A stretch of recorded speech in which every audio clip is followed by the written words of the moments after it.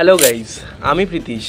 আর আমরা সকলেই জানি বলিউড হলিউডের থেকে অনেকগুলো সিনেমা রিলিজ করা হয়েছে এবং বক্স অফিসেও খুব ভালো চলছে। সিনেমাগুলি আবারও আমরা হলে দেখতে পাচ্ছি, যেমন সনম তেরি কসম, টুম বার্ড, লায়লা মজনু, একাধিক সিনেমা, আরও সিনেমা রিলিজ হবে হলিউড থেকে ইন্টারস্টেলার।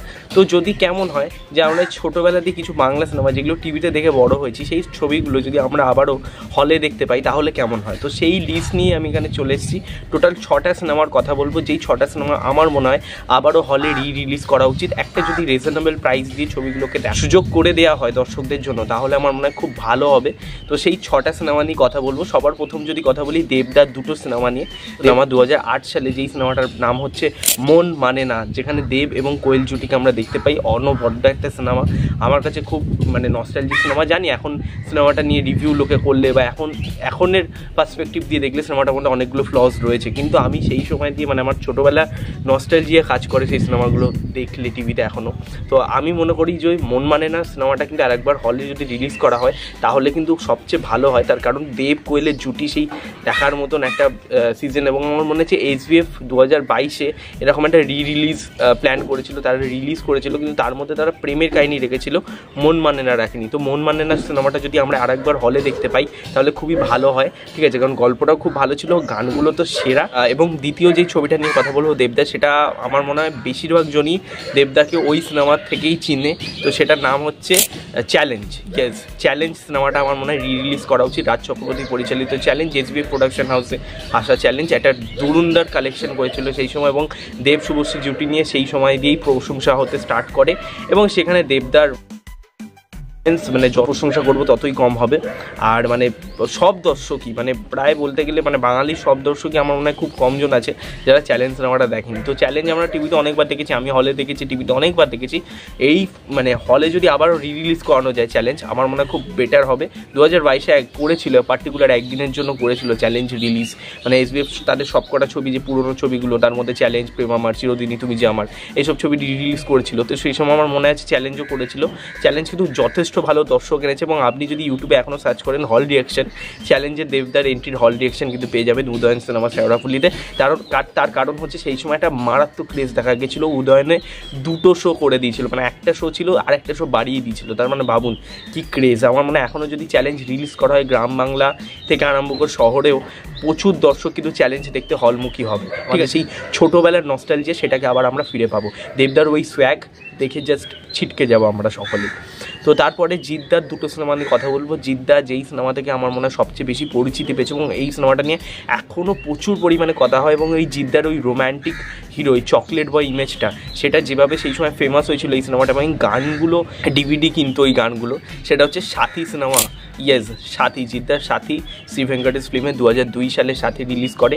এই সিনেমাটা আমার দারুণ লাগে, এখনও যখন টিভিতে দেয় তখনও দেখি, আমার কিন্তু ব্যাপক লাগে এই সিনেমাটার গান, জিদ্দার পারফরমেন্স, এবং জিদ্দাকে এখানে যা দেখতে লাগে সেরা, এবং তাদের যে প্রিয়াঙ্কা উপেন্দ্র, তাদের কিন্তু খুব ভালো লাগে।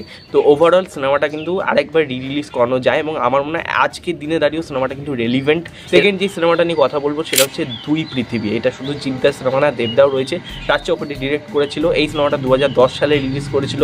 এই সিনেমাটা কিন্তু আলাদা, প্রথমবারের জন্য আমরা মনে হচ্ছে দেবজিৎকে একসাথে দেখেছিলাম স্ক্রিনে। হয়তো আর কোনোদিন দেখতে পাবো বলে মনে হয় না, জানি না, যদি দেখতে পাই তো খুবই সৌভাগ্যবান। ফেজে বড় হয়েছি যেখানে আমরা দেবকে হলে দেখার সুযোগ পেয়েছিলাম। আমি তো দেখতে গেছিলাম দুই পৃথিবী, খুব ছোটো ছিলাম।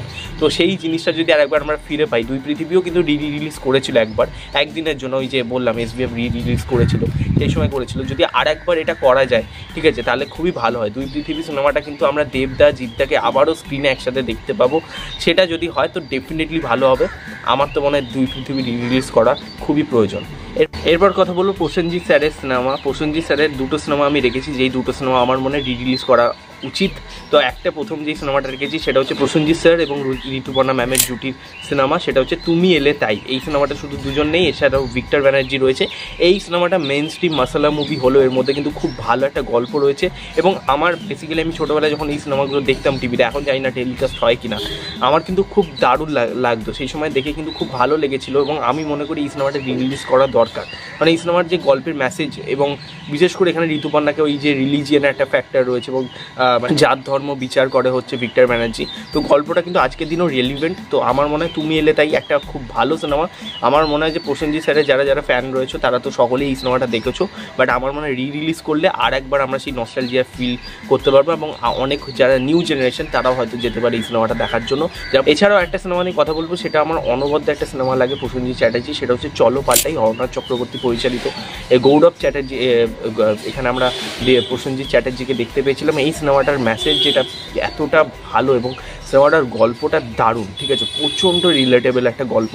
সিনেমাটা মেন স্ট্রিমের মধ্যে যে এইভাবে হরনাথ চক্রবর্তী ডিরেক্ট করেছিল এবং যেভাবে সিনেমাটাকে প্রেজেন্ট করেছিল দর্শকদের কাছে, আমার মনে হয় প্রতিটা দর্শকের এই সিনেমাটা খুব পছন্দের একটা সিনেমা। এবার যদি চলো পাল্টাই যদি আর একবার রিলিজ করা যায় তাহলে কিন্তু খুবই ভালো হয়।